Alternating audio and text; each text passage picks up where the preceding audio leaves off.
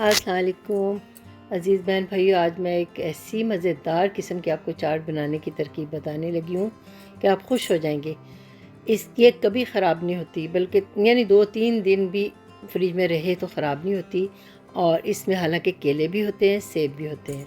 میں نے اس میں آڑو بھی ڈالے تھے، بعد میں ڈالے تھے، وہ اس میں تصویر میں نہیں ہے، لیکن آپ دیکھ لیں، انگور ہیں، اسٹرابیری ہے، خربوزہ ہے، سنترے ہیں، سیب، کیلے اور پائن ایپل کے ٹڈ بٹس جو ہوتے ہیں وہ اس کے اندر جوس میں ڈوبے ہوئے۔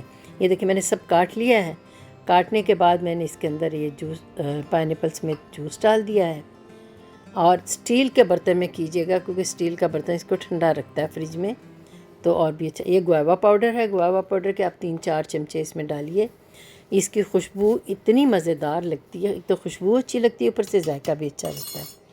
اور پہلے 3-4 چمچے میں نے یہ ڈال دی ہیں۔ اب اس کے بعد میں اس میں ڈالوں گی چینی، تھوڑی سی چینی اور یہ پاؤڈر اور جوس، یہ چیزیں چاٹ کو خراب نہیں ہونے دیتی۔ کیلوں کا رنگ خراب نہیں ہوتا، سیب کا رنگ خراب نہیں ہوتا۔ اس میں میں نے آڑو بھی ڈالا تھا، وہ تصویر میں نہیں تھا۔ تو یہ دیکھیے میں اس کو کر کے اور اس کو مکس کر کے، آپ چاہیں تو اس کو ڈھک کے پلاسٹک ریپ لگا کے فریج میں رکھ دیں، اور جب نکالیں اس میں چاہیں تو وہ ہوتا ہے کول وپ ڈال دیں۔ یہ 95% لو فیٹ ہے، اور اس کے آپ چاہیں تو صرف وہ ڈال لیں چاٹ مسالہ۔ آپ دیکھیں میں اس کو کور کروں گی، یہ میں نے آن لائن منگائے تھے کور کرنے والے۔ یہ چھوٹا ہے لیکن میں کوشش کروں گی یہ چڑھا لوں، اگر نہ چڑھا تو پلاسٹک ریپ لا کے لگا دوں گی، لیکن یہ کسی طرح چڑھ ہی جائے گا۔ تو اس وقت موڈ نہیں ہے دوسرا لا کے لگانے کا، چڑھ گیا، چلو شکر ہے۔